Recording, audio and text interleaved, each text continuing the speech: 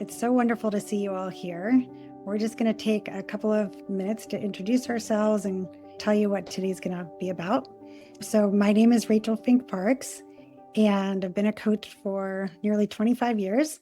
I was a therapist early in my career from starting in 93 and been a full-time coach since 2002. I was really honored to lead the Accomplishment Coaching Coaches Training Program for numerous years and just have done a lot of other work. Been a seeker my whole life and have just continued to do whatever is next in my own expansion as I worked with clients, mostly executives, and mentoring other coaches for the last maybe 15 years. And when I found IFS, it was love at first sight and really combined everything that I had already been working with and using from psychology and spirituality and ontological coaching and wrapped it up in this beautiful, powerful model. And then I got to meet Bill. And since then, it's been this beautiful collaboration. So I'll pass it to you, Bill, to introduce yourself. Thanks, Rachel. Hi, everybody. Yeah, my name is Bill Tierney. I began coaching in 2011 after I met a graduate from Accomplishment Coaching and realized what coaching is and can be. And I did that part-time while I continued as a full-time mortgage loan originator for about 4 more years, and then went through my Accomplishment Coaching training program out of Seattle. Came out of that, went into therapy to deal with some stuff that got triggered in that program, and was introduced to the internal family systems model at that time and got very interested in IFS. Was delighted to find out that even though I wasn't a therapist, I could still be trained in a therapy model, which IFS is. And so I went through 2 levels of training, became certified, and now use IFS with every single one of my clients and in my groups. I live in Lower Lake, Washington, here with my wife. Glad to be here. Glad you're all here as well. So, Bill, I think you're starting us going. All right. Thanks for reminding me. So we ask that we've got some recordings going hopefully here. We're recording. There's a few of you that are recording. We just ask that you keep this session today confidential. This is a workshop. We're actually going to be doing some work. That means that there might be some vulnerable shares, and there may be people here that really would prefer that you don't be talking about what you might have heard them say. And you may be one of those people that you want to be able to have a safe place to learn something, and that requires some safety. Learning something means that we're going to try to do some things that we don't already know how to do, or maybe stretch ourselves a little bit. And the only way we can expect to be able to do that is that if we trust the space is safe. So please contribute to that safety by honoring confidentiality. If you're sharing, we ask that you digitally raise your hand. I hope everybody knows how to find their digital hand raise. And if you want to participate, we want to welcome that. We absolutely do. From time to time, I'm going to be using a clock. We're actually going to give some timed share opportunities. When the clock's on, and we ask you to limit your share to a limited amount of time based on that clock. When you hear the beep, please wrap up what you're saying in the next 10 seconds or so, please. We've got 3 hours here, and we've got a ton of ground to cover, and we want to bring as many people into the space and hear their voices as possible. When you're sharing, please do not refer to what someone else has said unless you ask their permission in front of everybody and get that permission.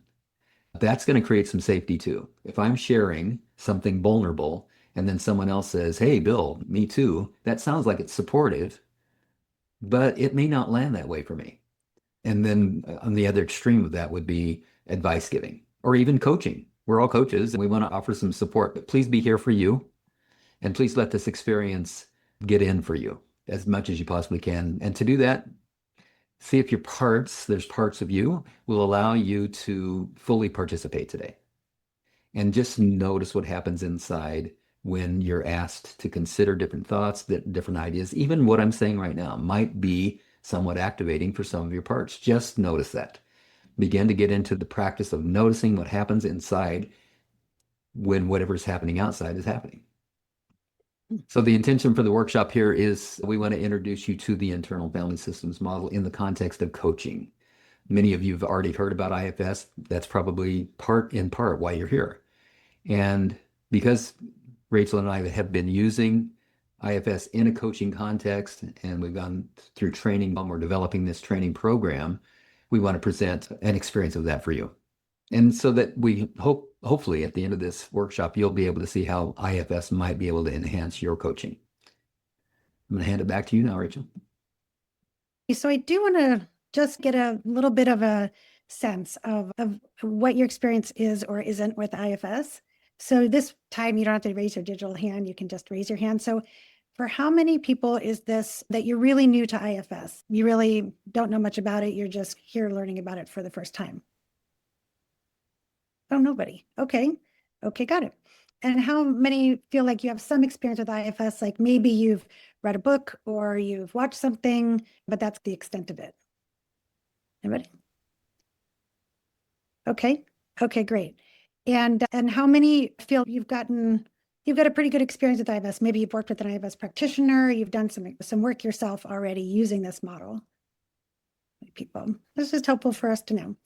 All right, so now we're gonna start doing some writing. You ready to get into it? Yeah? Okay, cool. All right, so get out your good old paper and pencil. You can use a digital thing if you like. and just take a moment to write down what it is you want to get out of this workshop today. What's your intention? We're just going to give you like 30 seconds. And just write down for yourself, what do you want to get out of this today, out of being here? So now we're going to dive into a bit of a journaling exercise. So the first thing we're going to do is we're going to have you just check and notice what your internal state is like right now. Just take a moment and just turn your attention a little inside. Kind of notice your thoughts, your feelings, what's happening in your body, maybe what kind of impulses are there. It's kind of the state of your being.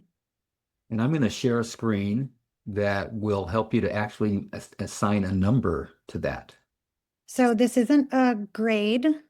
This isn't a scorecard. It's really just like a taking your temperature. Oh, we all flow back and forth on all of these. We're not going to have you share this, but just check and see what feels like the right fit for you. And it's fine if it's in between one, like maybe you're a 2.5, and that's okay, but just take a moment and check in. So now think of a time when you reacted in a way that you regret it. And just, we're going to give you a couple minutes to just journal about the circumstances, describe what happened. And take a couple of minutes to do that. Okay, so now take a moment and describe what your thoughts were during that time. Put yourself back in that scene. What were the thoughts that were going through your head? And take a minute to write that down. Okay, now take another minute and describe what emotions you were experiencing at that time. And next, go ahead and write down what body sensations were you experiencing during that circumstance or event. Okay, and then describe any impulses that you resisted. Like maybe there was something you felt like, oh, I want to do or say, but you didn't, right? Something you resisted that was an impulse. And lastly, describe any impulses that you followed. What'd you do? What actions did you take, or what was your behavior? All right, so Bill's going to put the scale back up that he showed you before, and just take another moment here to check in and see what's your state of being now.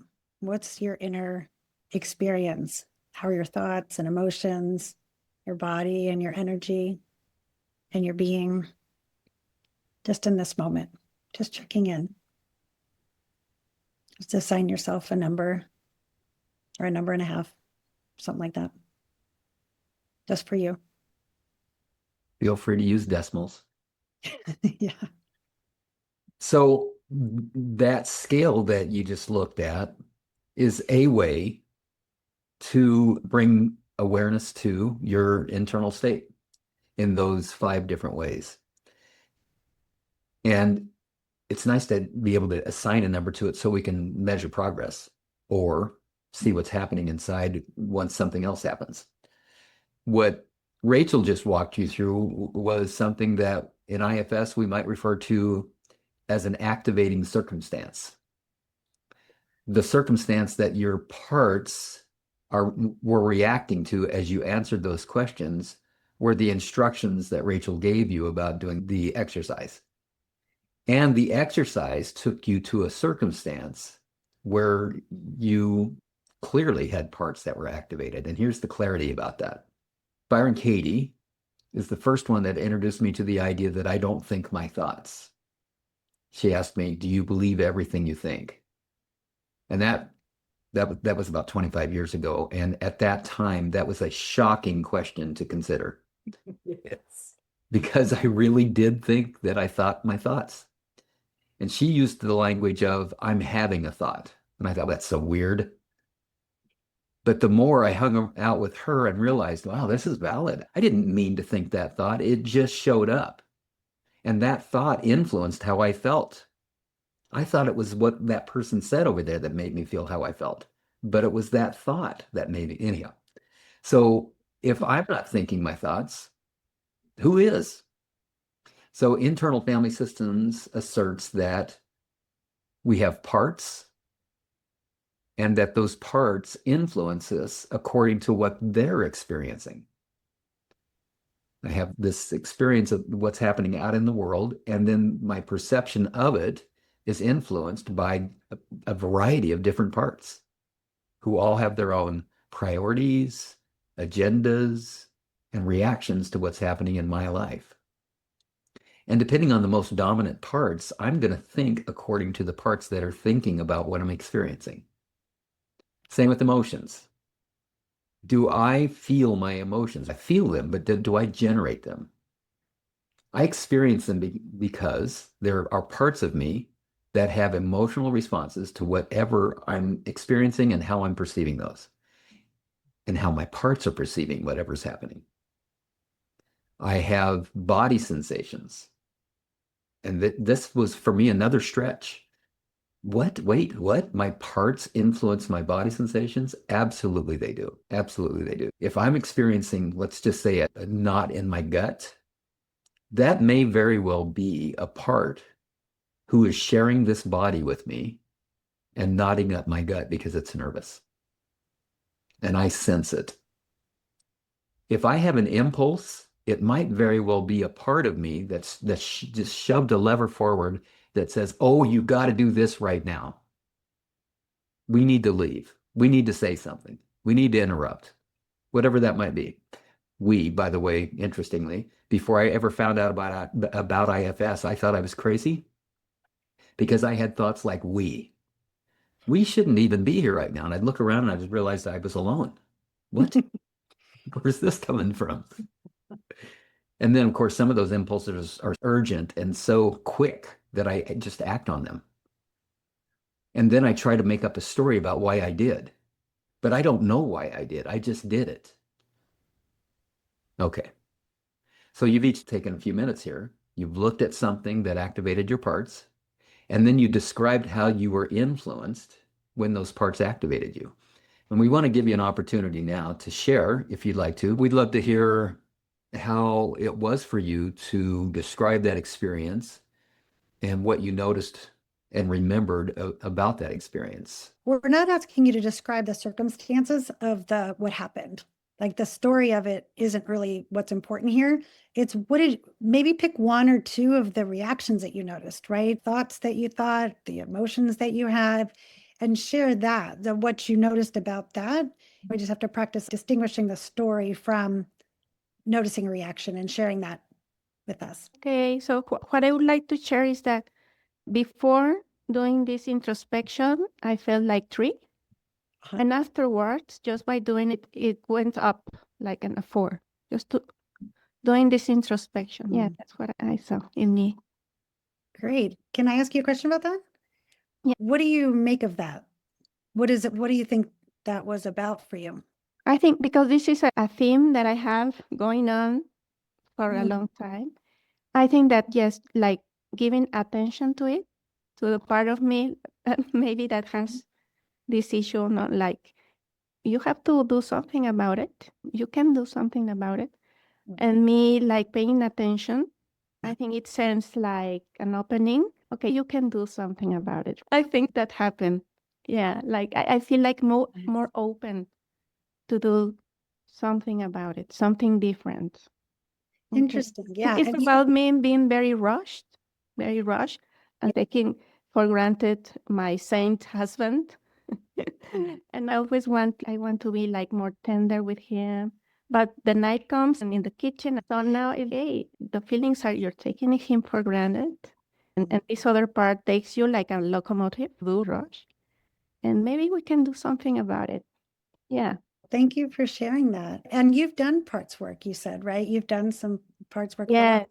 So for you, it sounds like being able to remember, oh, there's just some parts here, as opposed to feeling like it's completely you. There's some parts here that gave you some distance to see there's something that could be different. And that actually raised your state of being into like kind of a higher state of. Yeah. Yeah. Like the part that maybe hides this Yeah. from memory, Yeah. it gave a space and more Yeah. self. I think more self came in to say, hey, I can help you. Yeah. There's a way. There's a way.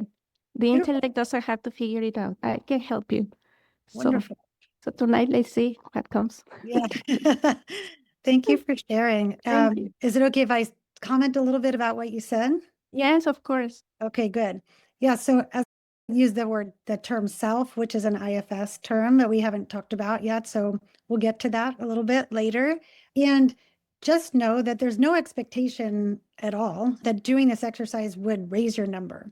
That's what happened for her, and especially probably because you do have some experience with this. But for a lot of people, my guess would be it would have the opposite effect because they're back in that situation and they're present to the parts, and the parts start to blend a little bit more. So whatever your experience was, that's perfectly fine. And thank you for sharing yours, Esme. All right, so who else would like to share? And just a reminder, I know I said this before, but so we want to really focus on the reaction so you can start to identify parts. That's part of what we're doing here, is having you identify parts. What did you want to share? So many parts happening right now. One part, it has deep admiration for increased number. Mine went down. I was like a 3.5 to a 4, and I went down to a 1.5, right? Wow. Anger, frustration, shame, just journaling about the experience. And I don't like that. Parts do not like that. Like it, and I'm just curious about how self energy was just like hightailed it out of there. And I really see this as an opportunity for me because this happens a lot. This reaction with this particular person, and I don't like it. Yeah. Certainly parts don't like it. Yeah. Thank you for sharing that. So I'm hearing you saying you have parts that had those experiences, right? A part that felt shame, a part that felt frustration. Yeah. And you also had a part or parts that do not like this, do not think that is the right way to be or to react, and that going down, maybe you had a part that had a concern about that, right? Oh, what happened? This should be different or something. Yeah. And the other thing that I just find amazing with this particular reaction that I have is there is a very physical, palpable reaction that happens. I don't know if it's a surge of hormones or what, but I just feel this inside of me. And it's like, I just want to hit or yell or would you shut the F up? Not to me, but to the person who's irritating the shit out of me. But you can hear even right now, that part is like, doesn't like that situation, but it also a part, I don't know if it's the same part, doesn't like that happens. Yeah. Yeah. So tell me if this resonates. So you have a part that just gets very activated and angry with the other person. And then there's another part that's not okay. That's not a good way to be. You shouldn't be like Shame. Yeah. a critical part. Yeah. Can anyone identify with that? I can. Yeah. So we have a part that has an experience and we have another part that judges it or says, you shouldn't be that way. And now we're back to what Bill talked about, internal conflict, right? Yeah. And different parts with different agendas and different ways that they think that we should be, right? Yeah. Yeah. Thank you so much for sharing that. I need to have some ice waters. And I just want to tell you that when you shared that just now, it reminded me of an experience that I had yesterday, just yesterday. I am one of 5 authors of a book that's in the process of being published right now. We are 3+ years in the making of this. I have a very impatient part that thinks this should have been done 2 years ago. We're dealing with a publisher that has a specialty of moving at a snail's pace, part of being said. And I've had clashes with the other authors along the way and all kinds of parts parties that went on inside. I had that visceral reaction or similar experience yesterday, and I interpreted that as cortisol. What happened was we had a brief 15-minute meeting, because that's all our publisher had for us, to discuss where we're at on the book. And he asked, where are you guys with this and this? And that's when it hit me. A part of me internally reacted and just flooded me with cortisol. And I wanted to scream at him, because this has been a breakdown every step of the way, where I'll send him information and he doesn't have it and he doesn't come to the meetings prepared, and we've only got 15 minutes. And the way I reacted to it was to scramble around and try to prove that I had sent this to him and try to find that in my email. And I was completely taken out for that 15-minute meeting. And that cortisol flood continued to flood me for the next hour or so, until I deliberately brought in more. And Rachel, I think we actually do need to address self now. So I'll get us started. There are parts do what they do, and they do what they do given how they perceive what we're experiencing. Does that make sense so far? Some of those parts are committed to roles that are invested in completing or resolving what is incomplete or unresolved, or managing it given that it is unresolved. Something has happened in the past. It got swept under the rug. It got ignored. It didn't get resolved. It is incomplete. And these parts at that point in time say, hey, listen, you go on living your life. I'm going to manage this so that we can survive. Whatever happened just now, I got it. I'm going to manage it. So this isn't going to, and my job, the part might say, if we had a conversation with it, is to make sure that it never happens again. That's my job. And so now it begins to happen, feel like it's happening again. Something happens in the current reality that looks, feels, tastes, and smells a whole lot like what happened 37 years ago, whatever it was. That part jumps right in and reacts as if it's 37 years ago. Oh no, we're not letting this happen again. And that's that rush of cortisol for me. And I can make up and analyze and figure out, oh, why did I react that way?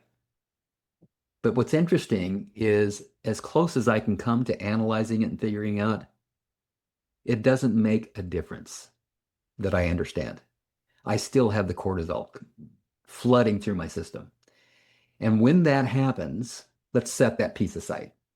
Now, even say it more specifically, that there's a part of you that analyzes it. Yes.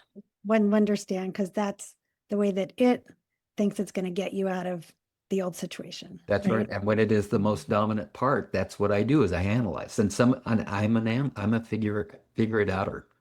Yes. I'm often under the influence of a part that's wanting to figure it out, manage it. Thank you for that distinction. Yeah.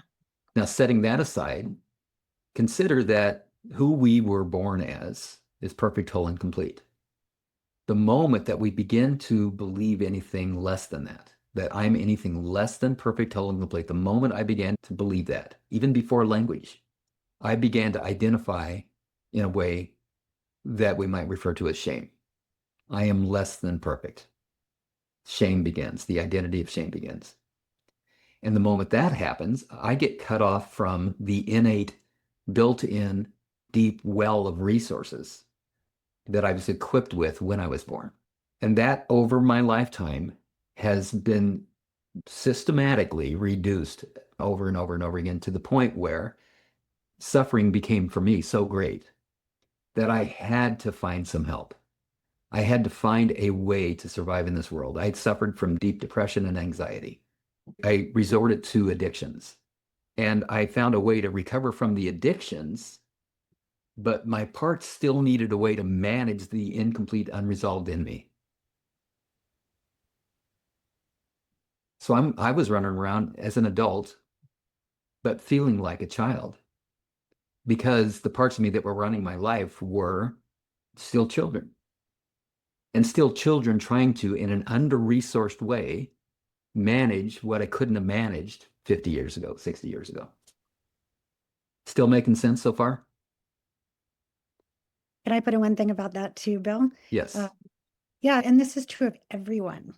So whether you or your clients have ever suffered from addiction or anxiety or depression, or you are a very high performing, high functioning C-suite executive, or whatever, this is the human condition. This isn't a problem in the sense that it's not pathology.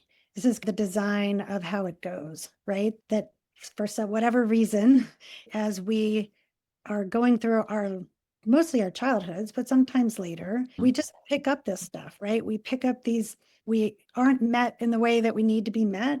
And so we pick up these ideas, and they're not just thoughts, which is why mindset work alone has limits. They're not just ideas, they're also stored in the body, and parts use the body to get our attention. And there are things that we're all familiar with, most of us, right? As coaches, not good enough, not worthy, unlovable. And then some of the other beliefs like people can't be trusted, I'm too much, I'm not enough, all of the things, right? Things about the world, things about other people, things about ourselves. And for a lot of you, I know that part is not new information, right? You ontological coaches have been working with that for some time. Those beliefs those core fears, right? That we make up about ourselves. But what we're doing with IFS is there's a couple of differences here. One is how we connect with and relate with those instead of, oh, now that I understand it, then I'll have a different choice. No, because Bill understands that's not the first time Bill's to use you, Bill, encountered that part that got so angry when he sent somebody something and they again didn't do it, right? And he could probably chase it back to his childhood, or he had a part that could analyze it 6 days from Sunday. But the reaction was still the same because the part is still burdened by that experience. And so in IFS, we connect with those parts, and there's a process to unburden them so that they can tap into the resources that they were born with. So no parts are bad. No parts are bad, no matter how bad their consequences can be sometimes. They're all just doing their best to protect us, and some of their methods are outdated. Some of them are misguided because they still think we're 5, or maybe they are. And so as we unburden these parts, they're able to release their inner resources, and that gets us to self. Without parts, what's self? And I'll just say a little bit more about this and pass it back to you, Bill. Is that No, you're doing great, Rachel. Thank you. Yeah, is that as humans, often we're just such binary thinkers, right? It's so much either or, black and white, good and bad, and it's just the lens that we tend to look at things through. And so you'll hear many folks, coaches, and others talk about our ego and our spirit, right? For your accomplishment coaching folks, it's essence and survival mechanism, right? It's that, like, as if there's something that's the good, right, inspiring, full of possibility part or side, and we should pump that up. And then there's the outdated, fear-based old beliefs that we should get rid of or set aside or see as not really true anymore. IFS actually holds it all as perfect. That actually, not only is there self, this wholeness, this completeness, this being that is just the truth of who we are, that's wise and compassionate and courageous and calm and naturally creative and curious. It's not only around all of the parts and around all of us and between us and other people, it's actually inside each part. That each part is really self-energy, just with some, I don't know why, but I think of it like a Tootsie Roll Pop. Do you remember those guys, the Tootsie Roll Pops? Like how many Sure. licks does it take to get to the center of a Tootsie Roll Pop? That's how I think of it. I'm like, oh, that candy coating, that's just some burdens. That's just some Sweet burdens. Sweet burden. I don't know if I've ever told you that, Bill. This is even the stuff we think we need to perform, right? The stuff that's gotten us as far as it has. But it's limited, right? And inside we can release these inner resources. So the last thing I want to say about it is that not all parts are burdens. The part that shared, if I could use her again, the part that you shared has an old belief, but she's got enough self-energy in relationship to that she can just speak for it, right? She's not so blended. The part has not completely taken over. And now the part is, hey, like this needs to happen and this is wrong, that it hasn't happened. Like there's not like that. There's some room with it to say, yeah, I've got a part that's got some needs here. And it's actually okay that I have those needs. And so not all parts are burden. And even parts that are burden have all good intentions and they do what makes sense to them and they'll keep doing it until it doesn't make sense anymore. And sometimes they can just be updated in like a mindset shift and they're like, oh, never thought of it that way. And then there's some change. But oftentimes there's something else that needs to happen, right? There's something that needs to be, like Bill said, completed that wasn't, not in the way we talk about completion in ontological work, more so in the way of Addressing the unmet need. Addressing the unmet need. Yes, a corrective experience and an ability for that part to actually have an experience with our self-energy, loving and non-judgmental, to be able to see, oh yeah, I have a need. That's okay, I have that need and I can get it met. There's so much we could say about all of this. And Bill, please jump in and whatever I missed. I don't want to say I don't too think much. you missed much. I just want to Okay. begin to suggest, I want to suggest that we begin to consider as coaches, how powerful can this be when our clients are showing up with very positive intentions last session, having done nothing between sessions that they said they were going to do, or having attempted it, deciding that the project that they hired you for is too much, they can't handle it. It's just, they're going to fail. Or they come in and do the very same thing that they said they weren't going to do anymore.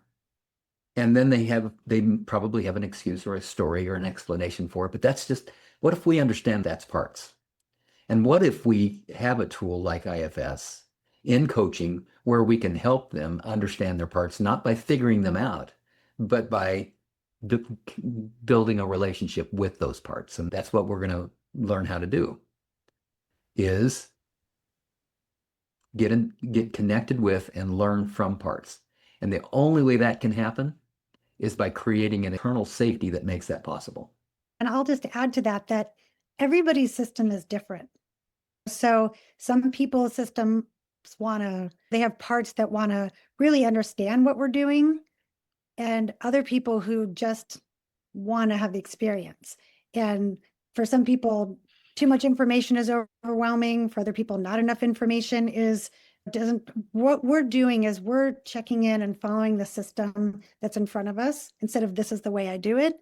And some way of having a contract for what we're doing is important, but how it looks can be very different. And that way we're just being curious and we're just serving the person's, because parts will allow us to connect with them and allow themselves to be updated by connecting with self-energy if there's safety. So this is an incredibly safe, this is for most people, I would say, and I would say for me, this is my experience and I hear this all the time. This is like the safest place ever. The most non-judgmental place is when they're doing this work. So there's nothing, we don't refer to resistance. We don't refer to self-sabotage. Because those parts are just doing what they know to do as well to protect. And when we get to know them, and when people realize they're actually often the heroes of the system, they're like in tears with appreciation. And then those parts feel seen and validated. And then they oftentimes want to give up jobs that are really exhausting and outdated, and everything can get updated. And then people don't have to force themselves to take actions. They just find that they're able to.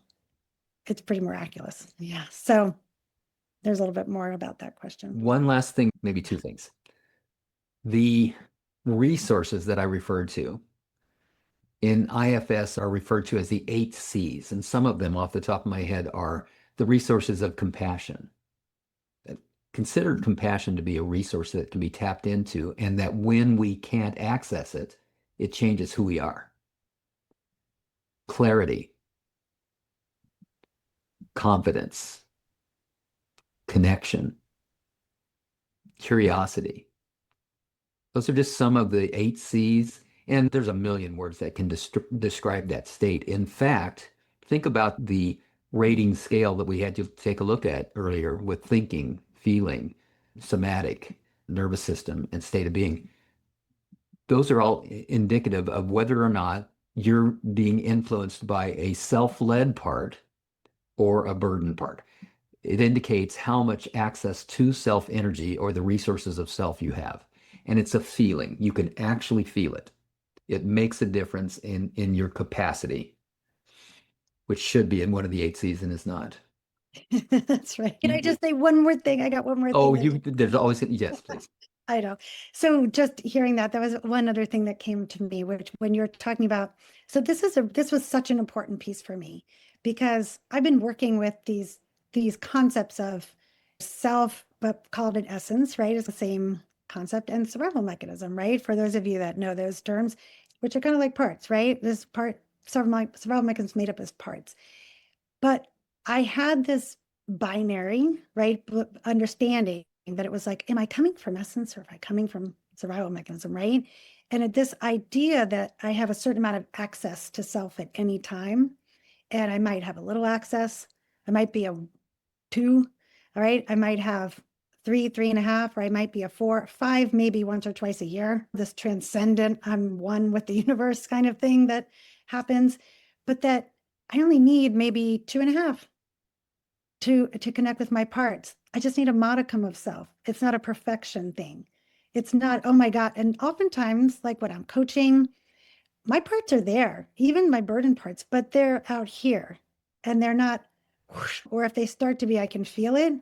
But it's not that they have to all be healed. They have to all go away and that I can't hear them. And lots of times they give me great information, right? Because I have smart parts and I have intuitive parts, right? So this idea of all or nothing thinking, as opposed to like, how can we create a little bit more access, a little bit more room for my perfectionistic parts was revolutionary.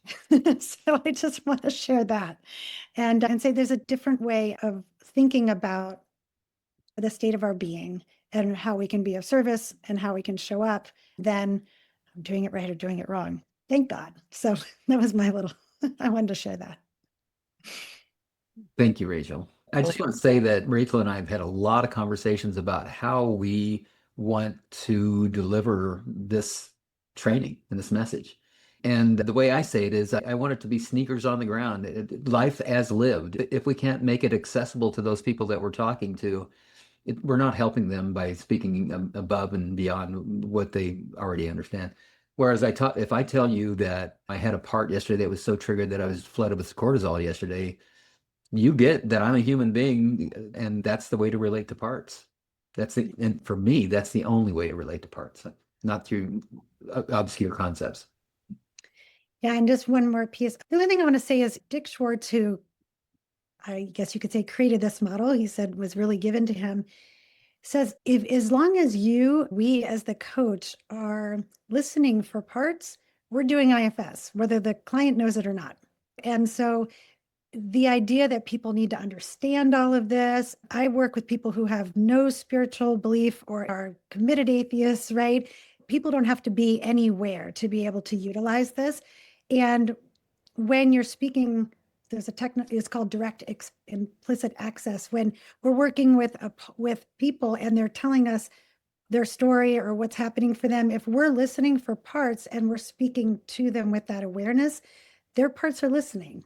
And so there's ways that some of the conversations we have already had about beliefs, old beliefs, what serves, what does, all these different types of things that we as coaches already know to do with this awareness can just bring a lot more clarity for us and ability to hold our clients in a way that helps them not only reach their goals, but reach them in a way where all of their whole system is aligned as opposed to one is overriding the other or just managing the other, and then it comes out somewhere else. So it just helps with our understanding. And some clients like to go really deep, and some clients it's really, we just meet people where they are. But I don't go in with some big long explanation. And Bill, I don't want to go on too much about, but Bill's is a prolific writer and tool creator of IFS work. And he's written a guidebook that creates a framework for doing this work as a coach and walking people through those steps. And then you just follow the system of the person that you have, like you do with any other model. So thanks for saying that. It's so easy. Yeah. It's so easy. Okay, so now we're going to dive in here. We're going to do a little bit more writing, a little exercise now. So this is for all the coaches in the room, but we're going to invite you to think about a client you have or have had in the past as a coach that's been challenging for you. And just going to journal a little bit about it. Make up a fake name for this client. And then just start to write what it is that you find or found challenging about working with this particular client. It could be a difficult person in your life. Yeah, great. Thanks. And as you keep writing, I'll just give you a couple of places to look. So when you think about what's challenging about this client or what was, think about maybe what would their coaching request be that you might find challenging, or how they would show up, maybe how you would show up. What was it like when you saw that client's name on your schedule? How would you show up during the sessions? Or how might you feel about it afterwards? What happened inside for you?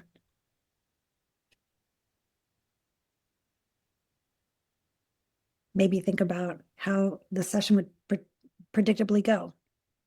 What was the pattern there? What did you try? How did they respond? Maybe take just one more minute if you haven't finished to wrap that up. About what was challenging about working with this particular client, where he is right now. Okay. Bill is going to do a demo of IFS coaching, and we're asking for volunteers. So if you would like the gift of working with Bill around this, go ahead. And we're not going to work with you. We're going to have you be your client. We're going to have you do a little role play. And for observers, I have some instructions for you. So you could just watch this like TV, right? And it would be really entertaining and interesting, and maybe you'd get something out of it. But I'm going to invite you to go a little deeper than that. So watch with your own client in mind. So you've got right in front of you what it is that's challenging about that client. So watch with that client in mind to the degree that you can, and really keep an eye on Bill's compassionate curiosity. It's a real foundation of this model is compassionate curiosity. Those are two of the 8 C's he talked about that are an indication that there's self-energy on board. So while you're watching, just jot down your own internal reactions. You don't have to jot on all of them, but if you notice, oh, I just had a thought. I don't think he's doing this right. Or I had a feeling, ooh, or a judgment, or whatever. It's all good. It's all fine. We're not going to ask you to share them, but just keep your eye on your own internal state as you're watching. A little attention out there, a little attention here on your body, your impulses, what you think you would, whatever comes up for you. And then you can just make note of any questions you have. We'll do a discussion after the demo. Okay, so note Bill's compassionate curiosity, notice your own internal state. And if you can, maybe think a little about your own client. Hi, What is the name of your client? I'm going to call her Tina. Tina. Great. Perfect. And I'm going to ask you to actually become Tina for me. Okay. Do you feel like you can do that? You can Yeah. be Tina? Okay. All right. So Tina, hi. Hi. We've got just a short 20 minutes to work together today. And I want to just have you check in before we get started and notice how you're feeling now. Notice what's alive inside and what you're feeling as we begin to have this conversation. Anxious and wondering what's going to happen. It Yeah. feels different than other calls I've been on. Yeah. You're wondering what's going to happen because it feels different and you feel anxious. Yeah. Anxious and curious, but Anxious. Yeah. Yeah, yeah. So anxious to me says that there's a fear. And if there were a fear, what would that be? Fear of not getting all the other work done that I have to do. Afraid that the time I take for coaching is selfish and just for me, and other things are more important for me to be doing.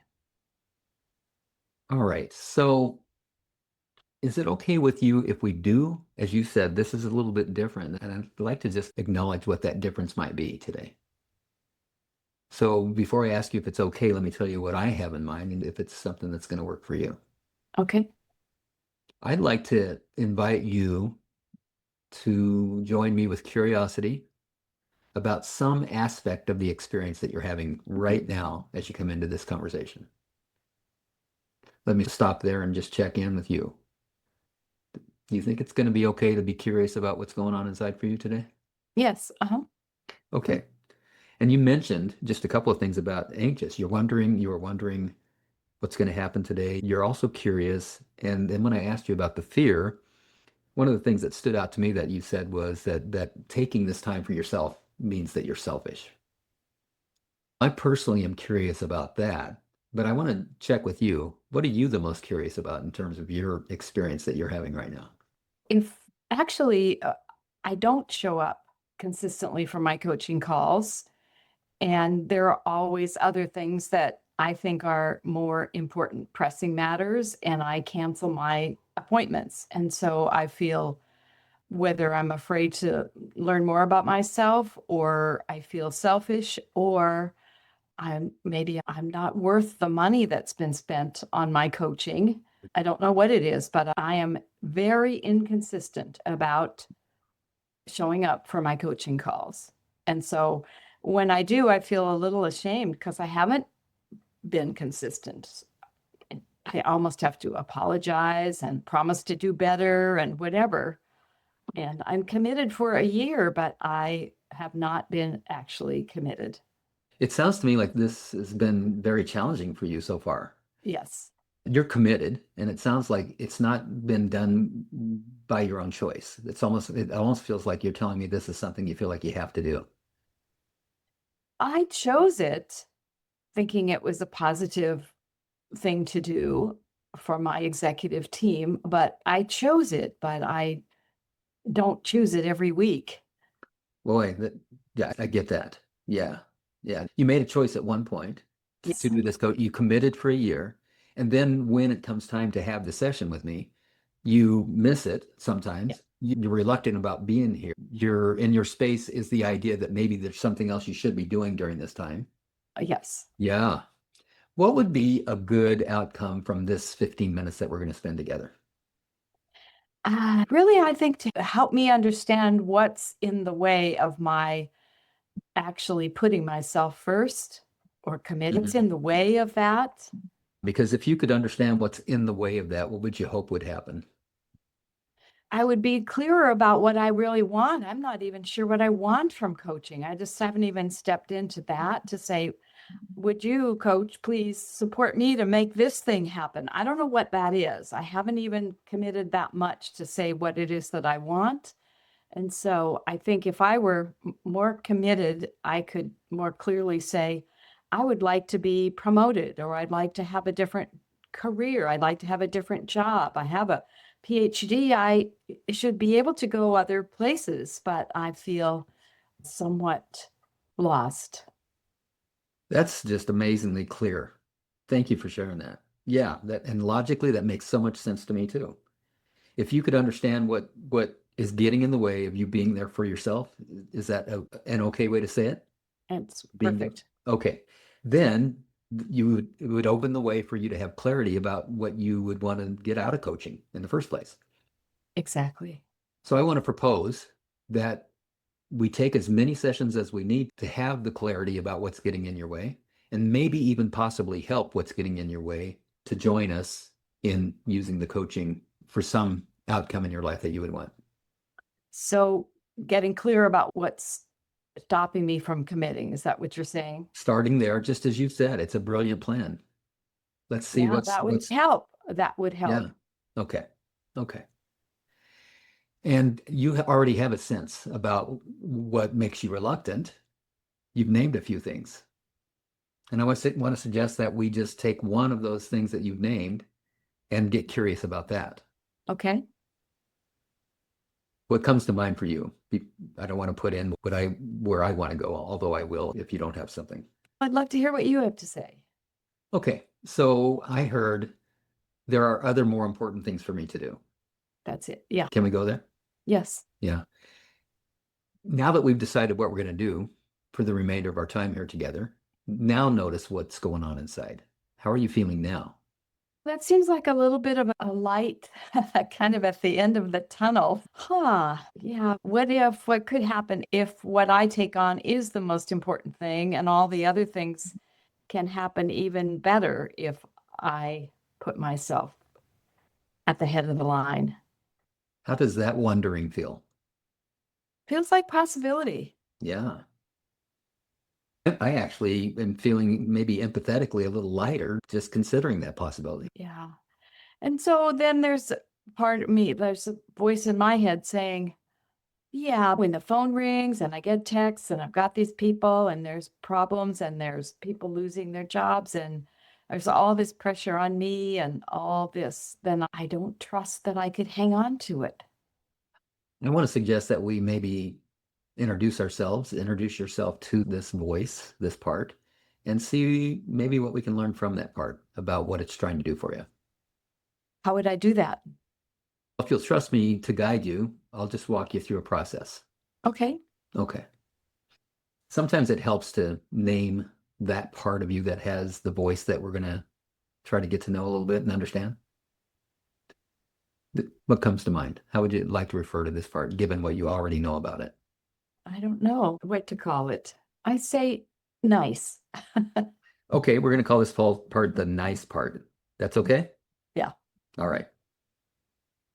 Notice how you feel toward the nice part that thinks that there's probably better things for you to do than for us to be talking right now. I think nice has gotten me where I am at this hot executive level. And I'm afraid if I don't listen to her, I'm going to lose the stature and the income that I have. You appreciate her. Yeah, I do. But I think she gets in the way too. Yeah. I think sometimes I don't speak up because nice says be nice. And when someone else has something they want me to do, I shove my needs aside to schedule time with them. So that's where nice hangs on to my position. But I also often don't get to do what I really want to do. So I want to suggest that there is a part of you that helped you to say that just now. And that part has a concern that maybe if we spend more time with nice here today, it's going to even be more empowered to say yes to others and no to you. I just heard from you that while you appreciate the part that has gotten you this far, the nice part has gotten you this far, it's actually problematic as well. Yes. The part that is pointing out that it's problematic, that's another part of you. Yes. Okay. Okay. And I wonder if that part of you that recognizes the problematic nature of the nice part would be willing and able to join us now with curiosity to see if it can learn one new thing about the nice part with us. Okay. Yeah. That was a quick yes. Yeah, it's okay with it, huh? Great. Now notice how you feel toward it. There's some parts that it's about time. Yeah. What's about time? It's about time that other voice had more stature. Listen to that voice more. The voice that's saying it's a problem? Yeah. Or Yeah. the voice that's saying there's more than nice. Yeah, that's what it's saying. It's not that it's a problem necessarily, but There's more. that's not the only way to be. And that part and maybe its fan club all just said, finally, Yeah. we get to acknowledge that. Yeah. Yeah. And maybe in another session, Tina, we will want to get to know this part that says Yeah. there's more. Yeah. Yeah. I'm making a note of that. We'll just call that part "There's More" next time when we Yeah, get we're going to call that part strong, I think. strong. Okay, great, great. You get to name the parts. So let's go back to the nice part now. Okay. If you're comfortable doing so, and if you're not, just say no to this. But if you're comfortable doing so, I'm going to ask you to go inside, close your eyes, and with an intention of connecting with the nice part that says yes to everybody else and no to you. Let me know when it feels like you have a connection with that part. Yes. Super. Would you ask the part if it's willing to let us understand it better? Yes. Okay. Would you also let the part know that we're going to take about 5 minutes in conversation with it to see if we can learn something new? Okay. All right. Said yes. Given the brevity of our time together, would you ask Nice what Nice would like you to understand? Nice wants me to understand all the hard work she's done and what she's given up to get us here. Would she like to say more about what she's given up?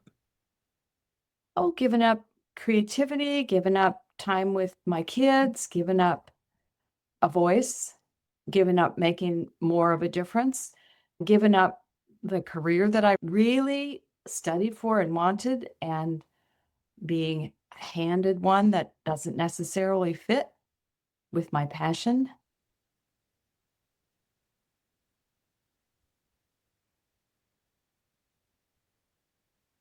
And the passion, what is that?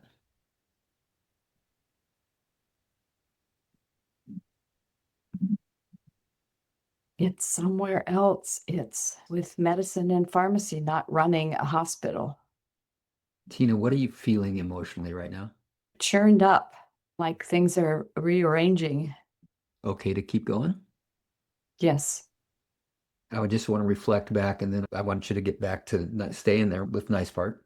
But what I'm hearing is nice part sacrificed and wanted you to understand. The very first thing nice part wanted you to understand is that it's sacrificed for this role that you're in. Yeah. And yet it's dedicated and loyal to doing its job, despite it would have a different preference for you. Yes. Yeah. Would you ask nice part why it feels like it needs to continue to do this job? Because it's important to keep the position, the money, and the stature.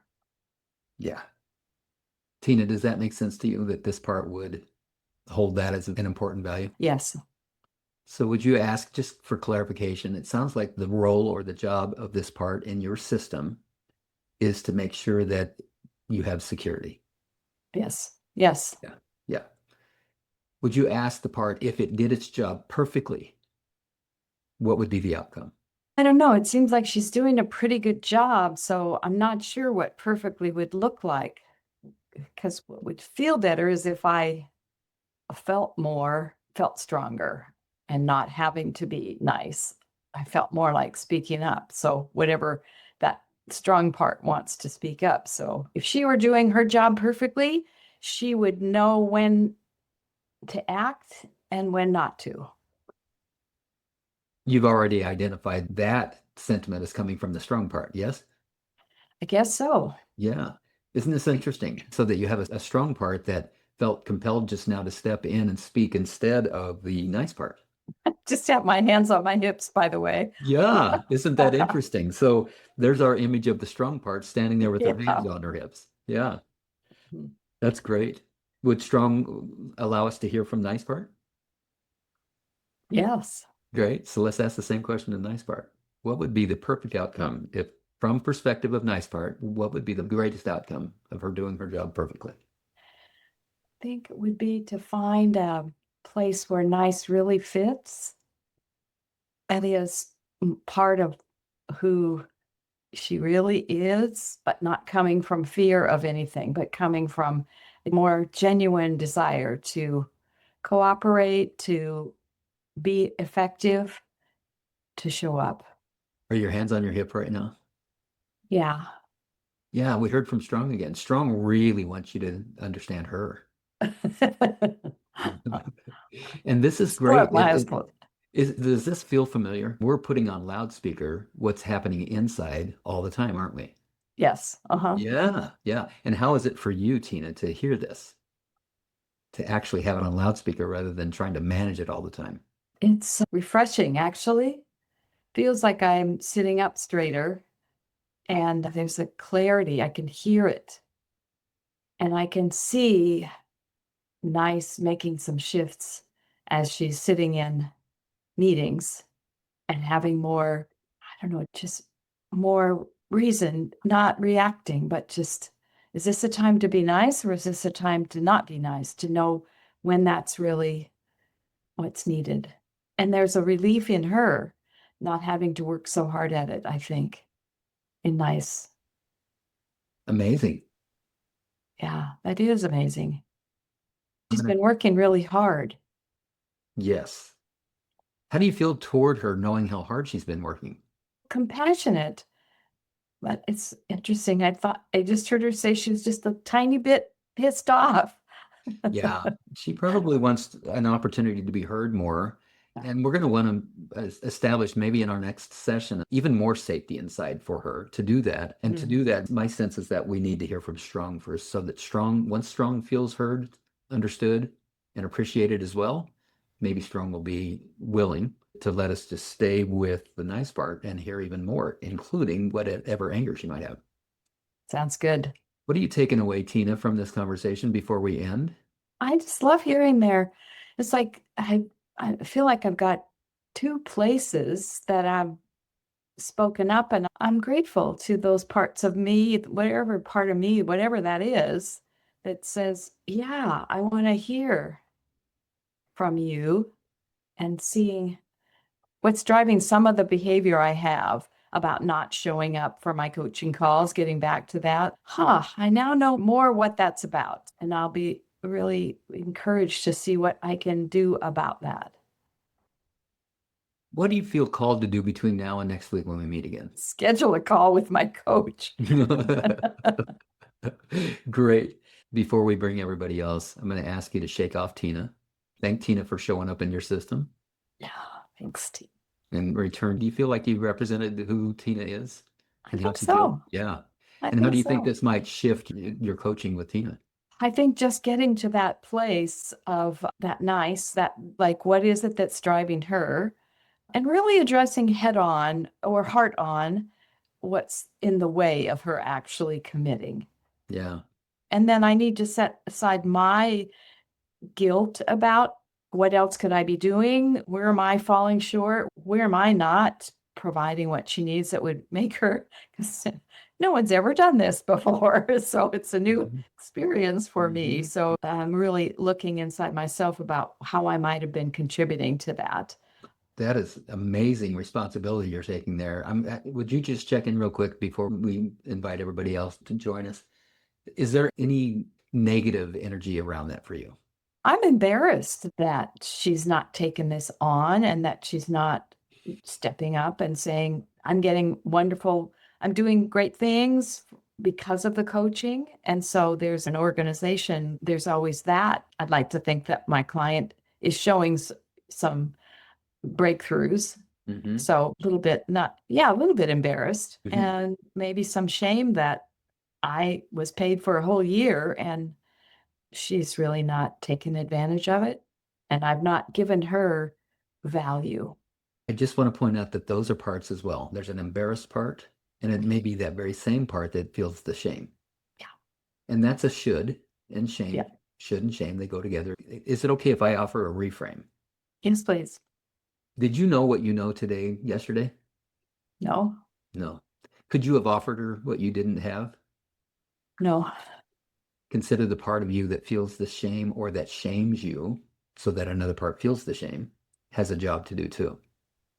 And we don't need to guess at what that job is, but what we can do is connect with the part of you that would shame you to be a better coach and see if it might take on a different strategy to help. I like that. Thanks so much for your trust. I appreciate it. Thank you. And your courage. And Rachel, I you. think we can bring everybody back now. Thank you. Thank you for the gift that you gave all of us in getting to watch that. I just wanted it to be able to go on for longer. Yeah. Yeah. So I want to open it up to others and just invite you to share, what did you notice? I invited you to notice what was going on for you internally, what questions you have. Who would like to start? You might also comment on what you noticed inside, what you noticed in Bill's coaching as it went on, maybe, how you might use something like this for yourself, or what you can see maybe about the client that you have found challenging, or really anything that came up for you. I have a very similar client to Tina, but I think we've all probably had one of those at some point. And I definitely could resonate a lot with Tina, parts that feel this, am I giving enough value? Am I doing enough? How can I encourage this person? And this person just went from speaking every week after, I guess, nearly 4 years, or I think we're going into the 5th year. She's just gone to a half of the time schedule because she's always traveling, she's always busy, blah, blah, blah. So now we're meeting every other week. So there was a part of me that was resonating with the coach's side of the experience, but also wanting to understand more of the other side. So I feel in part encouraged to explore that a little bit with the client. And then on Bill's coaching, I certainly noticed that he was asking for a lot of agreement and permission throughout the process at very many stages where I felt like there was almost an implicit agreement, but he kept on asking, is it okay if we go there? Is it okay if we proceed? Like quite a lot of times, which I think creates quite an environment of safety for the parts to be explored that may not be open to it. So I noticed that part. Yeah, thanks for saying that. So you said that you felt really safe with Bill. Right. Your experience that continuously asking permission supported that for you? Yes. And I really did notice myself checking in, not just a quick yes, but just yes. Yeah. Yes. Just really checking in. And I think the way you asked it, Bill, had me taking it seriously, because if I ask and she says no, then I'm going to say no. But so that asking permission, it really did create more safety and more curiosity on my part too. Really great. And did you notice, I want to put in here too, in addition with the safety, I mean, it's all about safety, right? Because that's what will have parts be open and willing. And so asking the permission, and also, did you notice how, and this is for anybody, Bill's access to his own self energy, right? Like his own being, right? There wasn't any trying to get in there and fix a part or making anything wrong. It was just like all okay. And there was just like a really not only acceptance, but like almost a celebration, right? Of how hard these parts have worked, how much they are to be appreciated for what they're doing, right? No, nothing is wrong. And so those parts get to feel so much more open to being explored because they know that nobody's coming after them to fix them or change them or get rid of them. Yeah. I was curious that Bill shared that empathetically at the beginning. He said, empathetically, I feel a little bit lighter. So he was willing to share his opening awareness around how that might affect as well. I'm not sure what the precursor to that was anymore, but I thought I was curious that you shared that. For me, I think one of the parts that's been showing up the most during the whole time today is like the part of imposter syndrome, actually. So that's been curious for me. And I don't want to take up the space necessarily to talk about this on the call, but even now I see the professionalism and the in-depth knowledge that Bill has or that you have, Rachel. And I'm always like, oh, that's great for you. I don't know that I could do that. How many people can relate to that? Ever had that thought in your head?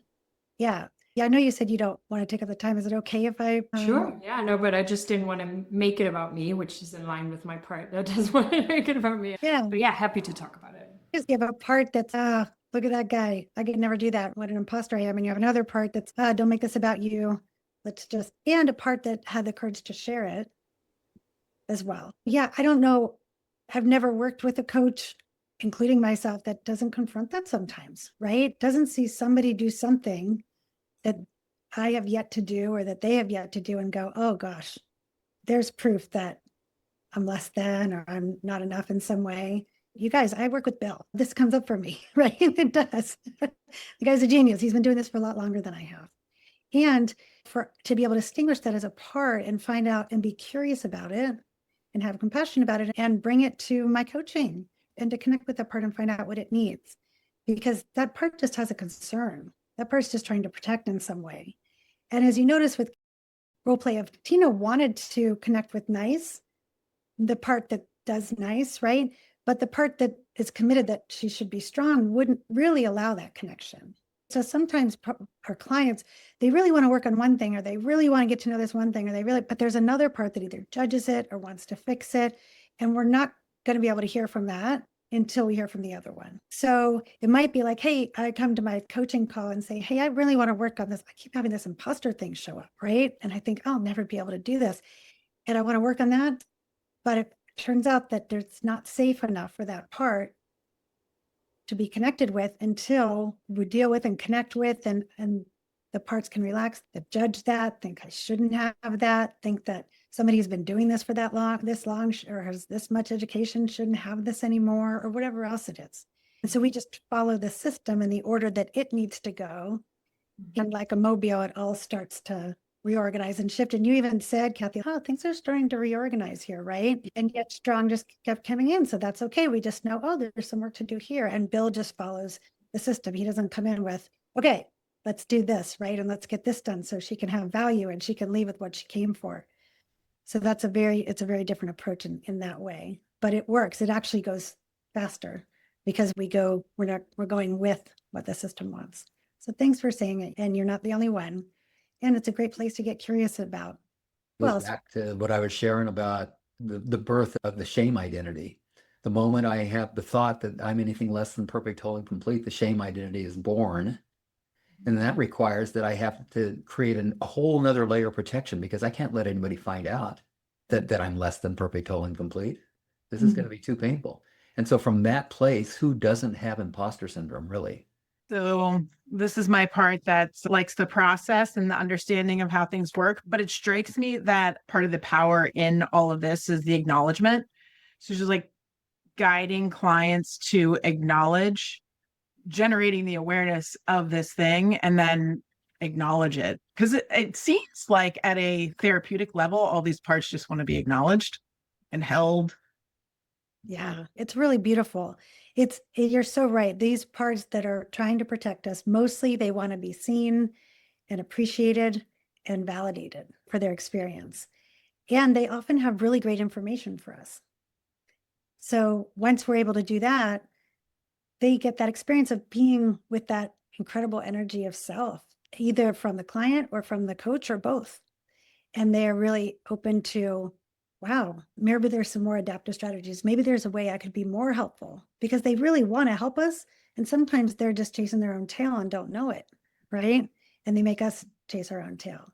So once they're heard and validated and really felt like they have an experience of being felt, they can release some of that stuff that's burdened, and they're able to create different jobs, choose different jobs. Actually, to that point, like Tina, I think said this, the when nice is appropriate and when nice isn't appropriate. Maybe that was strong speaking, I forget, but I'm connecting dots here. It sounds accomplishment coaching trained, the survival mechanism, like we make wrong and we make bad certain things. And I clearly hear the we are whole, we are complete.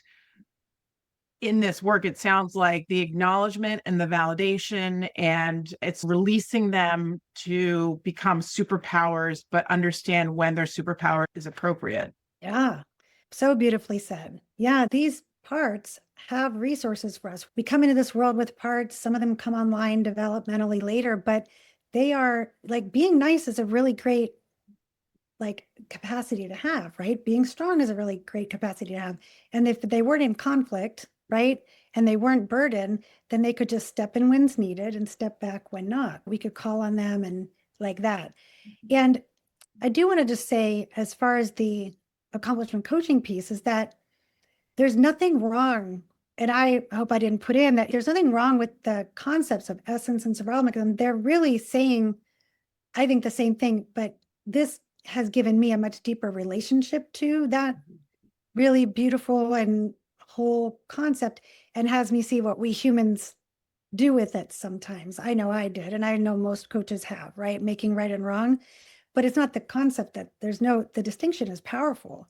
It's just how are we using it? And it's absolutely exactly what you said.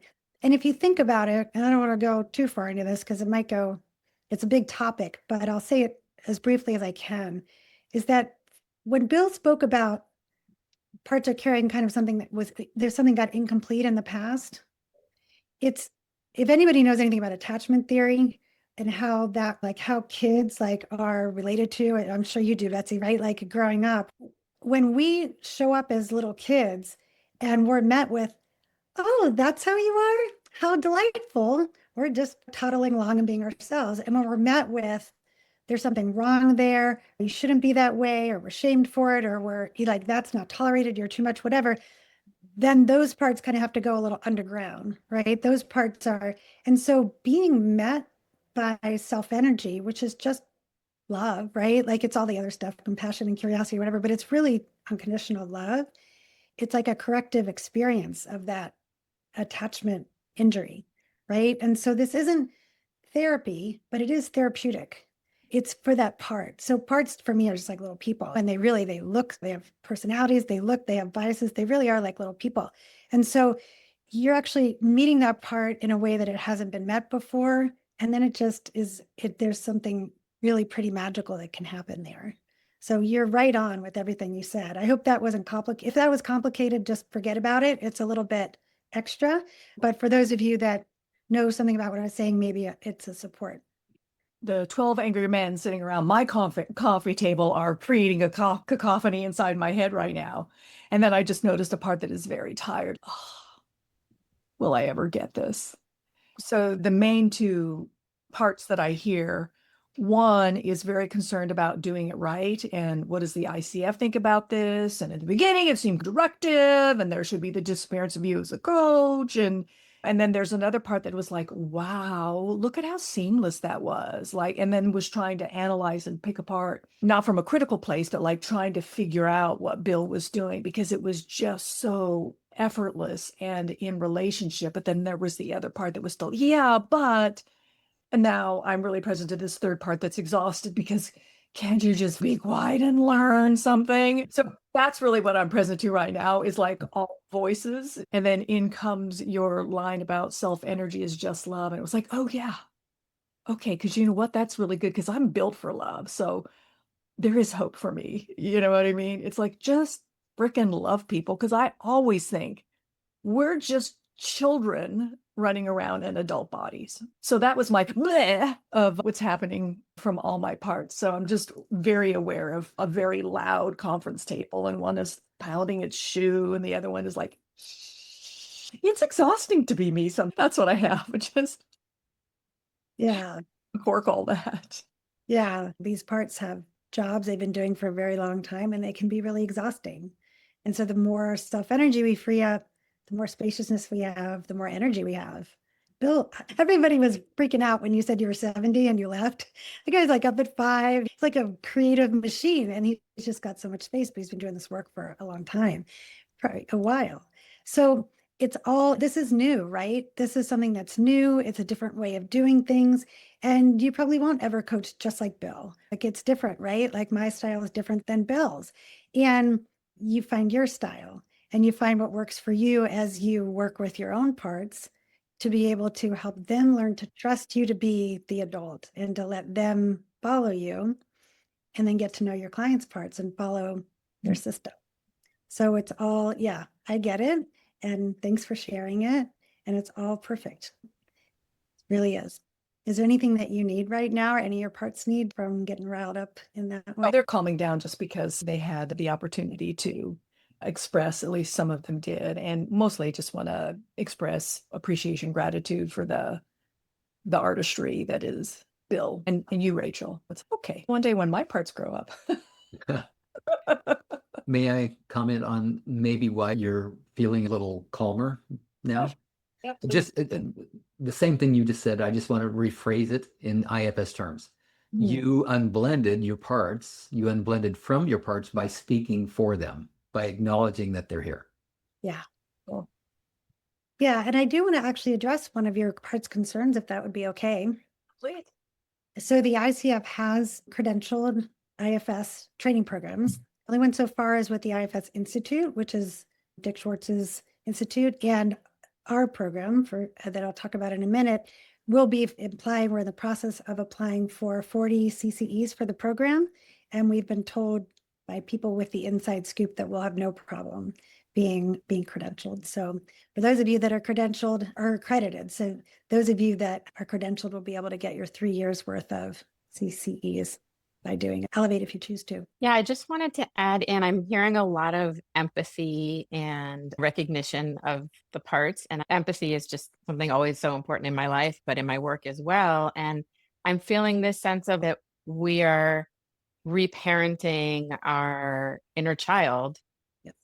which is just another way to say what you were explaining, Rachel. So thanks. Yes, you were able to say it a lot more simply. So thank you for that. Anything else that you want to share? Yeah, People thanks. that are oriented around the Adult Children of Alcoholics and Dysfunctional Families program love IFS. It's just such a natural tool to move into. I was just going to ask, because I've been doing some reading about this and how much of the work that you train in has to do with, I think, that place where that part did not get acknowledged at the inner child work. How much of this family systems work focuses there on going back to that place and working with the client to heal that? It depends on the client, and Bill, jump in too. It depends on the client and what they want and what they're ready for. We didn't go into the different kinds of parts and things like that today, but I know since you said you've read about it, with some clients, we're just working with the managers. Most people, especially executives, are going to be heavily manager led. They have parts that's their system is a very manager led system. And there are some coaches who only work with those parts, with those kind of ones that are managing and protecting. And if you know the model, you know that what they're protecting ultimately is some young exiles, some wounded inner children. And so depending on the coach and depending on the client, we may go and do an unburdening with the exile, which is what really ultimately allows those protectors to give up their jobs for good. I see. Okay. Yeah. But what we're not doing is having one manager manage another manager, have the strong one manage the nice one and make one right or the other wrong. That's what's very different about this.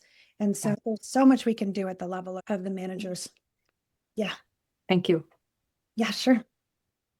Because that's what's going on in the system for most of us now, is one part is managing another part. And the most dominant part, until conditions change in life, the most dominant part's going to win.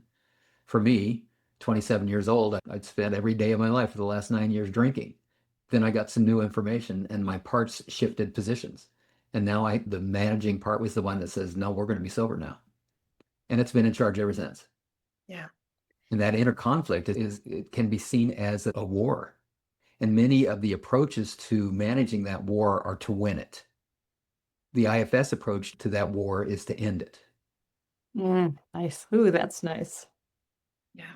Because the war, even when you're winning it, is exhausting, which That's is part of people have been speaking to. Like Yana, you said you could identify with Denise. Yeah, me too. And there's that when we're constantly having to manage, like those managers are freaking exhausted and they don't always work. Things pop out. So yeah, to be able to end it, whole another level. Yeah. Anyone else have questions or comments or just shares from the demo, or Billy, anything else from today so far? Bill, anything else you wanted to say about doing the demo or anything else you wanted to point to around that? I just wanted to, again, appreciate and acknowledge and all of you that raised your hand and said, I want to do the demo, and all of you that showed up here today just for the courage to come and expose yourself to something new and different, and then even do the work.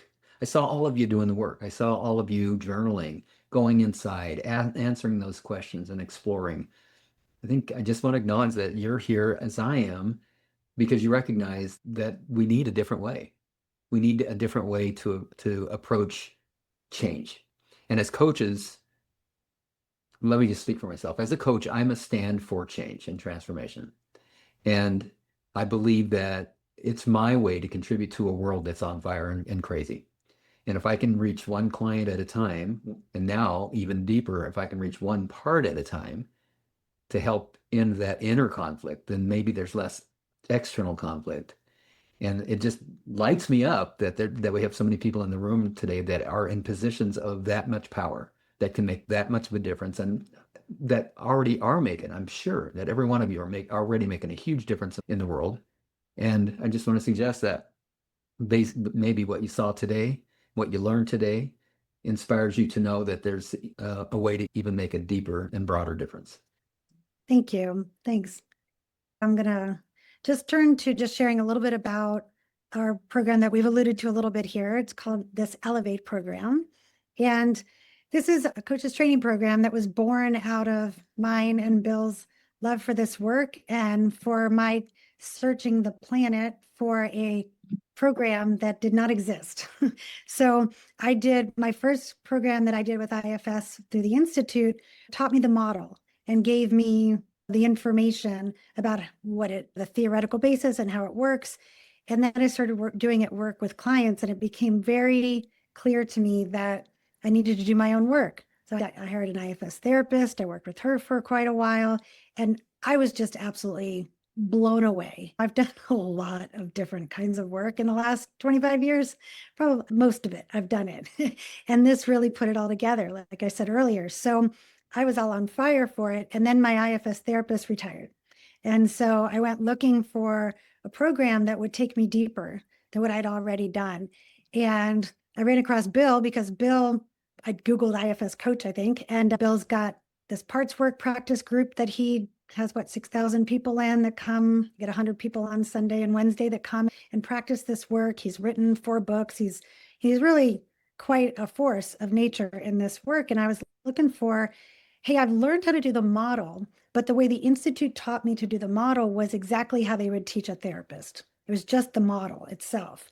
And I really was struggling with, how do I bring this to coaching? How do I bring it to my executive clients? And how do I even bring it to my clients that are coaches? It was I felt like I was doing therapy, and it's not what I wanted to be doing, but I couldn't weave it together. And I was so blessed to be led to Bill and to start to have these conversations with him. And he was generous enough to mentor me and to say, oh, I've built this framework and this is how you do it. And this is this aspirational results statement. And then you deal with the parts that are involved with that, and just help me learn how to track it and how to really have people work towards a result. Like as coaches, it's important to be able to do that, right?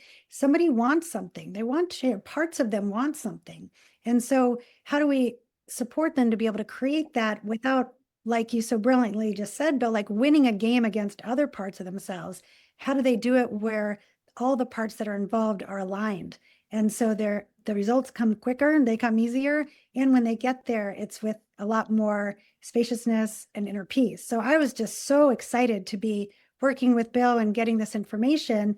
And then we also both did a really deep dive, very spiritually based IFS program that taught us not only classic IFS, which is, Dick calls it a constraint release model, meaning you're releasing the constraints of the burdened parts to release more self-energy. So we've learned that. But then we also learned in this really extraordinary training that we did, how do we go directly to self? How do we bring in more self-energy to the system to support parts to be able to feel safer and to be able to be here? There are other ways and other strategies. And so we had those great things, but I still needed the coaching piece. So as I worked with Bill on that, started doing that with my clients, one day, I don't remember which of us said it, said, this is just nowhere. I looked at all these programs. I'm here to Australia. And so one of us said we should do that. I have a lot of experience training coaches, and Bill is just a magician and a brilliant genius around structure and this IFS model and the tools. And so we've created this program called Elevate. It is the program we both wish we had been able to take from day one. And it's like the thing that I'm the most excited and proudest of my entire career. And it's 9 months. It's a Thursday and Friday of each month. And you get trained in the model, you get trained in how to bring it to coaching. And it's very experiential. Like you saw today, we have to bring in some teaching and some information, but it's really through doing. It's very experiential and interactive. There's lots of practicing, there's little demos. And the idea is that the coaches will be able to learn and really become fluent with their own system, so that you're familiar with your parts. You get to experience your own parts, learning to trust you and provide you more spaciousness. And how do you do that with a client to help them produce results that they want in their life? And I like to sometimes say it's intended results powered by parts work. That's how I think of it. So what did I not tell you about it? Oh, we're making it very small. It's 14 coaches max, starts March 26th of this, I want to say next year of this year, and goes until December. And the coaches that are entering this container are experienced coaches. These are not people, we're not going to teach anyone to coach, or people who already know how to coach, because what we found is, like us, like those are the folks that are in such an incredible position to just take it to another level, right? Who have already been doing really incredible work and now want to be able to take transformation further. And so we've interviewed everybody who's in the program. And frankly, I think maybe only one I didn't already know before and have known for probably most of them 10, 15, 20 years. They're extraordinary coaches. And we have 5 spots left. And we're pretty sure that we'll be, I don't want to jinx it, but I think we'll probably close in the next few weeks. So this is not intended to be salesy or pressury at all. And we just really do want to let you know the facts, because if it's something that you're interested in, it's something you should talk to us about soon, because otherwise we're going to have a wait list. And then there's 2027 or whatever we decide to do the next one. But so if it's something you think you might be interested in, let us know. We'll send you out an email later today. Let us know by Monday. We've set aside some times so that we can connect with people who are interested, answer any questions, address any concerns, and see for you and for us whether it's a good fit. It may or may not be, but we want to give you the opportunity if you feel like it is. What did I forget? I told you before that about CC. Oh, how much it costs. So there's CCEs are in process that should be handled during the course of the program. So the program is $10,950 for the 9 months. It's a $1,500 deposit to hold your spot. And then the rest is due before the start of the program. So did I miss anything, Bill? We don't have this on the website, and I think we need to put it on the website, that when someone completes the Elevate program, I will certify those that complete the Elevate program as compassionate results coaches. That's right. That's right. Yeah. And you can say that you're IFS informed in your coaching. And this is really, you're a coach who's using IFS as a tool to support your clients and what they want. So anybody have any questions about that, about the program, what you said? We don't do this by an enrollment model. We're not up to enrolling you in a possibility. We trust you to know what's right for you, but we do want to answer any questions. And we just trust that whoever's supposed to be there is going to be there. Yes.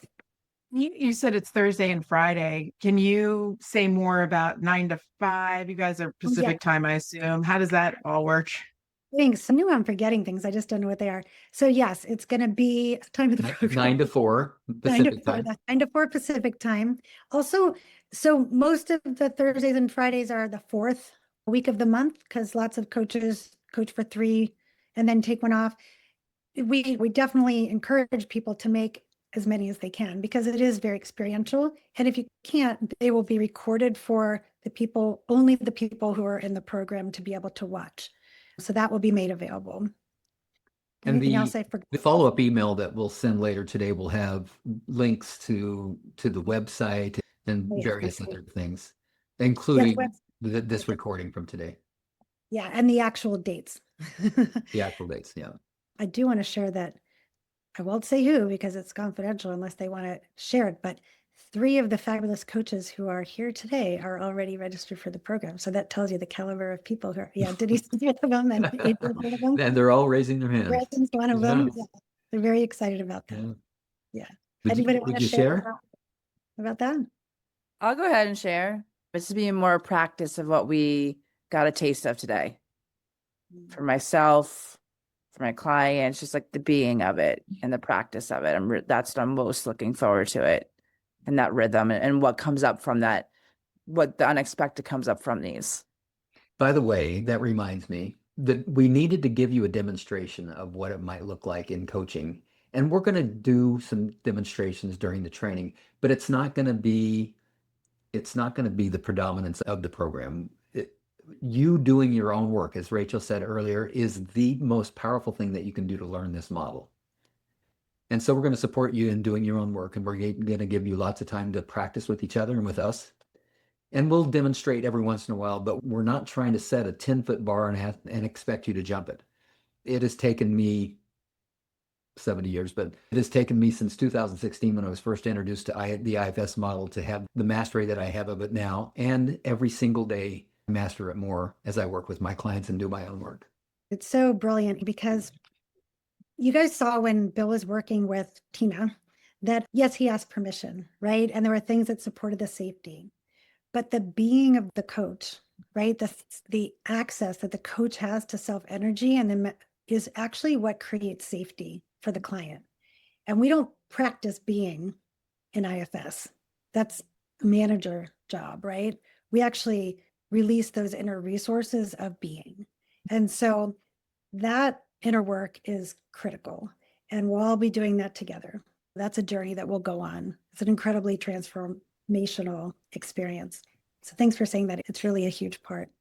Thank you for all the information so far. It's all been very helpful. So inside the training, is there additional work that's recommended for the individual to work with an IFS therapist or do more work outside of the trainings? I know it's not like I want you to tell me everything about it, but I'm just curious about, in addition to the in-person over the video, what other components support the learning outside of the monthly meetings? Yeah, there's no secrets in the training program. You can ask us anything. It's not a, ooh, we're going to surprise you with something. That's just not this. So yes, you'll do a lot of practicing with other coaches. And so in between, you'll get paired with someone to practice what you've learned from that month. And you schedule that at your own, whatever works for your own schedule. And these aren't hours long things. You can do short practices together for different tools and strategies that we give you. And we're going to give you a couple of books to read ahead of time. You're not going to have an inordinate amount of time and work. Many people will find that during the course of the program, they're going to find, oh, I want to do even deeper work with some part that came up or something like that. And we're going to address that in a couple of ways. One is that Bill and I are both going to offer 1 or 2 off sessions for people who want to do that at a really discounted rate from our regular rate for just the participants of the program. And for people who want to work with a IFS coach longer, if one of us aren't available, we have a very short curated list of people that we will refer to that we really trust and feel that we can confidently invite you to check out and see who is a good fit for you if that's something you feel like you want to do. Okay, does that answer your question? And that group isn't going to be trained as you're going to be trained. They've been trained in the model so that they can help you do your own work and explore your own parts. The coaching aspect of it, you're going to be better at that by the end of the training than whoever we would assign you to or offer you to work with. Besides the reading, in any session, 2-day session, we're going to give you pieces of the model to practice.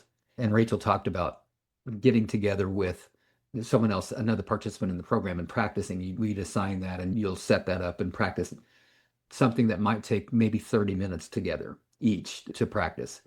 But we're also going to give you awareness exercises that over the course of the month, between the sessions, will have you noticing your own parts, noticing the influence of your own parts, noticing, and also doing things like practicing pausing and unblending, mainly because even though you might know the tick, what's the next step of the model, and we'll certainly train you on how to do all of that stuff and what those steps are, it's the actual being that really will make a difference for you and your clients.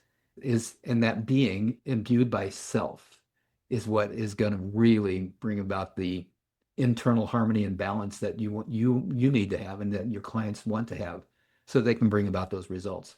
So we're going to have you practicing applying the IFS model to your own life and maybe with your clients. That's up to you. Oh, and I forgot one thing, which is that we've already scheduled a question and answer session outside of the Thursday and Friday for every month because we just assume there's going to be. In every program that Bill and I have ever been in, there's never enough time for questions. It's really frustrating for the participants. So we've gone ahead and scheduled that. And if it needed, we'll schedule more. We're just going to make ourselves really available. It's our intention for this to be an incredibly supportive environment. So we're just going to respond to the needs of the cohort. And so it'll look how it's going to look depending on what the needs are. We can't, obviously, we're not going to have a 24-hour hotline, but we're going to do the next as close as we can. Oh, to be 24-hour hotline. Why the heck not? Come on. Thank you. Yeah, you're welcome. Can I share one of my dilemma? I have actually scaled down my coaching practice. At 81, almost 82, I thought it's probably time, but I love look at the dropped mouth. She's, I know, me too. I've known her for 20 years and I still can't believe it. Wow. So I know, just right? love this. I can just feel myself vibrating. Oh, I want it. And I've been saying, do I want to ramp up my coaching practice again? Do I want to use this model as an entree to make more of a difference? And I'm just so tempted. I've said, no, I'm not going to do it. It's, the ROI doesn't work or whatever brainy thing I was doing. But I just so want to do it. And what you did today just has me, and I know you, Rachel, of course, I know, love you, good grief.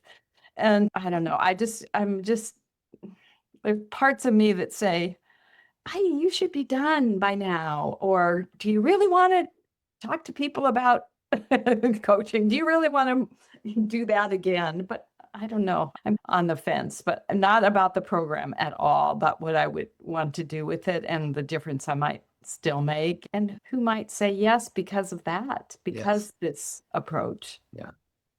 Great job of speaking for your parts, by the way.